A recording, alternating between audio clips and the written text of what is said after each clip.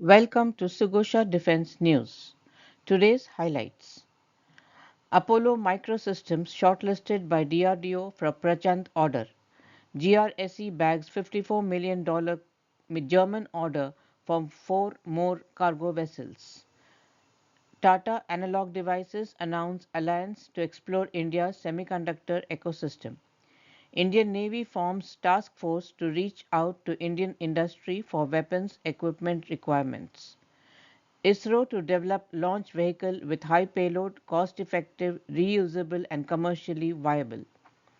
MQ-9B Sea Guardian drone on lease from US ditches at sea.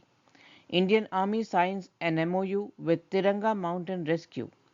India-Denmark maritime collaboration gathers momentum with focus on green shipping, digitalization and sustainable development.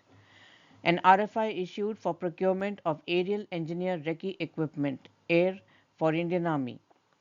Australia Space Machines Co. ties up with Ananth Technologies and Digantara for Space MAITRI mission. Indian Army to modernize its tanks and phase out its older Russian-originated T-72 tanks for export in collaboration with Russia.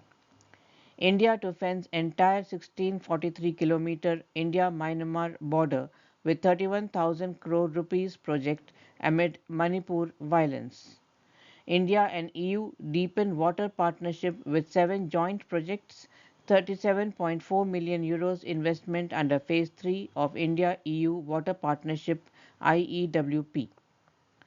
DRDO joins forces with L&T to develop Nag Mark II anti-tank guided missile for BMP-2 infantry combat vehicle.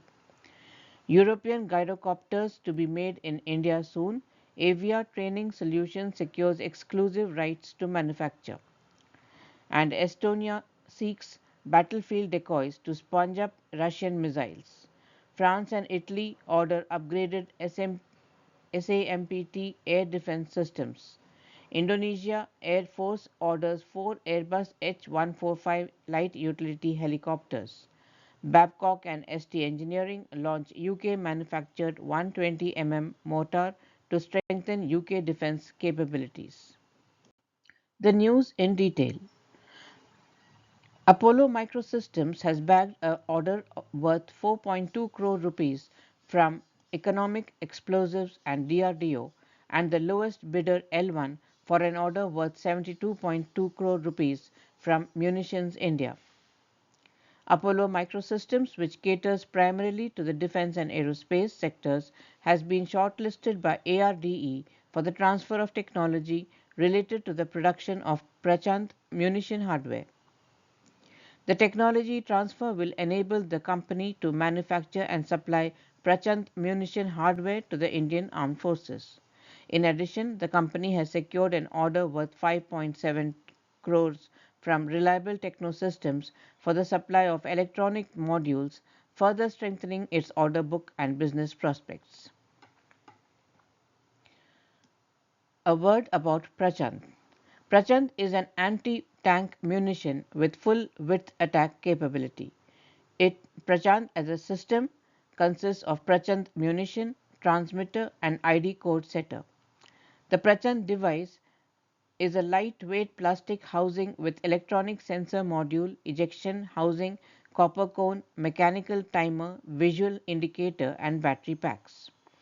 It has an influence fuse with magnetic and seismic sensor, a microcontroller based smart algorithm, remote deactivation and selectable SN period, anti-disturbance device or tilt sensor with auto referencing feature.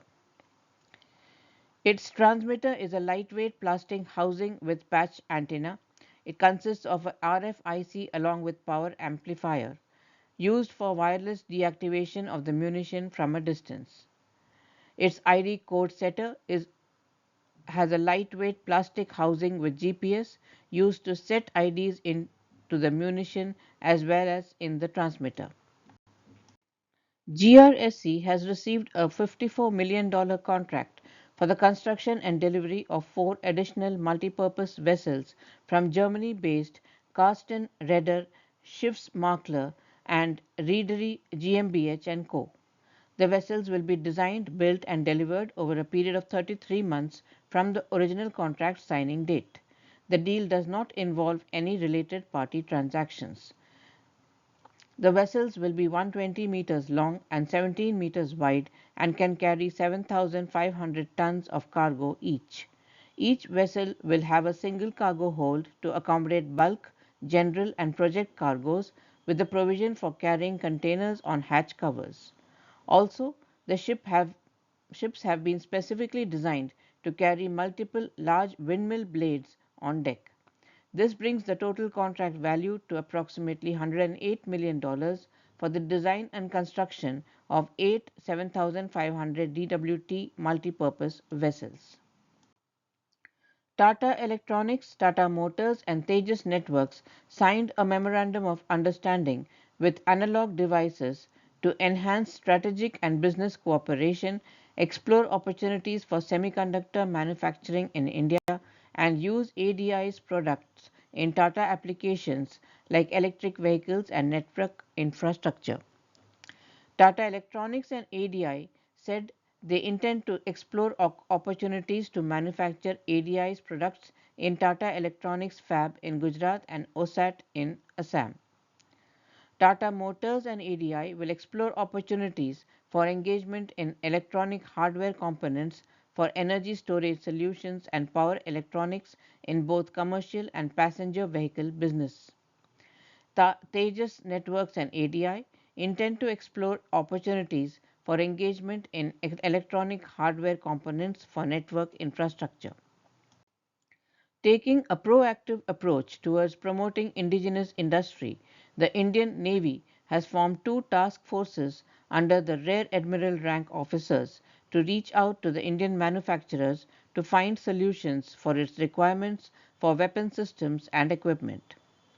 The Naval Headquarters has formed two task forces led by Rear Admiral rank officers who are visiting the Indian industry to find out the products and equipment they are making or can make for Indian Navy and how they can meet the force's requirements. The officers who are leading the initiative include one from the operational branch while the other one is from the technical side. Indian Navy has plans of placing orders worth lakhs of crores to the Indian industry and shipyards in the next few years. The immediate orders for the indigenous industry would be for 1.6 lakh crores worth of submarines of different types for meeting threats posed by China and Pakistan.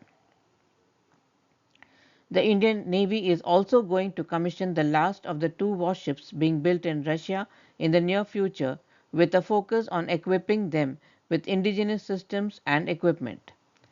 The Tushil and Tamal class warships would be commissioned by February next year. The Union Cabinet has approved the development of next generation launch vehicle that will be a significant step towards the government's vision of establishing and operating the Bharatiya Antariksh Station and towards developing capability for Indian crewed landing on the moon by 2040. NGLV will have 3 times the present payload capability with 1.5 times the cost compared to LVM-3 and will also have reusability resulting in low cost access to space and modular green propulsion systems.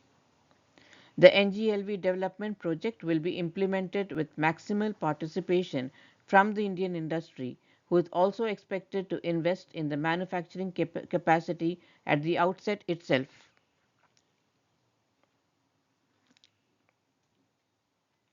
Thereby allowing a seamless transition to the operational phase subsequent to the development. NGLV will be demonstrated with 3 development flights D1, D2 and D3 with a target of 96 months for the completion of the development phase. The total fund approved is Rs 8,240 crores and includes the development cost, 3 developmental flights, essential facility establishment, program management and launch campaign. A high altitude long endurance remotely piloted aircraft HALE RPA leased by the Indian Navy operating from INS Rajali in Arakonam encountered a technical failure at about 1400 hours while on a routine surveillance mission which could not be reset in flight. The aircraft was navigated to a safe area over sea and carried out a controlled ditching at sea off Chennai. A detailed report has been sought from the OEM on this. Indian Army has signed a memorandum of understanding with Tiranga Mountain Rescue at Center for Land Warfare Studies clause in Delhi. The MOU stipulates that TMR will collaborate with Indian Army in conducting customized training programs for Army instructors aimed at improving their ability to mentor troops in avalanche rescue and survival skills. India and Denmark maritime relations continue to strengthen, with both nations working closely to advance sustainable maritime practices. Under the India Denmark Green Strategic Partnership, the collaboration has expanded across key areas such as quality shipping, cooperation on port state control, maritime training and education, research and development, piracy, green maritime technology, shipbuilding, and green shipping. Denmark, a global leader in sustainable maritime technologies, has been sharing its expertise in green and digital solutions, aligning with India's goals under the Sagarmala Initiative and the Maritime India Vision 2030. An RFI has been issued by the Army for procurement of aerial engineer recce equipment. The aerial engineer recce equipments are to be deployed for providing terrain data in real time and can be used for most of the engineering tasks such as bridge construction, construction of operational tracks, minefield breaching, laying anti-tank obstacles, minefield ditches, bunds, bridges, demolitions, avalanche prone slopes, and in construction of helipad.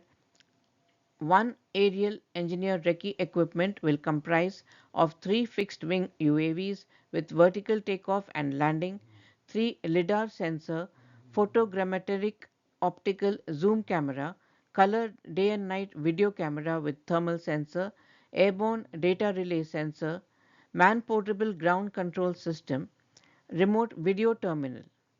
The air shall be designed to undertake recce from offset distances through automated aerial and ground-based systems which can rapidly collect and process information and disseminate the same to all concerned in real time. The equipment should include aerial and ground-based platforms, sensor package, GNSS-based navigation system compatible with NAVIC along with capability to navigate in GNSS-denied environment, data processors and software, and communication links. Space Machines Company, an Australian-Indian in-space servicing firm, has forged strategic partnership with two Indian space industry leaders, aerospace and defense manufacturer Ananth Technologies and Digantara, the space infrastructure company, easing space operations and space traffic management. These collaborations mark a significant milestone in Space Machines Company's mission to revolutionize space operations and traffic management. The partnership will play a pivotal role in the upcoming Space MAITRI, that is the mission for Australia India's Technology, Research and Innovation mission and the launch of Space Machines' second Optimus satellite. Scheduled for 2026, the satellite will be deployed aboard ISRO's commercial arm New Space India's cutting-edge small satellite launch vehicle. Ananth Technologies will provide assembly integration and testing and comprehensive engineering and logistics support throughout the Space Maitri program.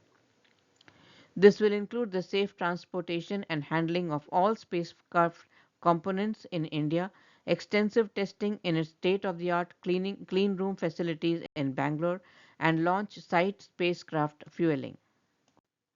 The Cabinet Committee on Security has, in principle, approved the construction of border fencing and roads along the 1,643 kilometer international border between India and Myanmar at an approximate cost of 31,000 crores.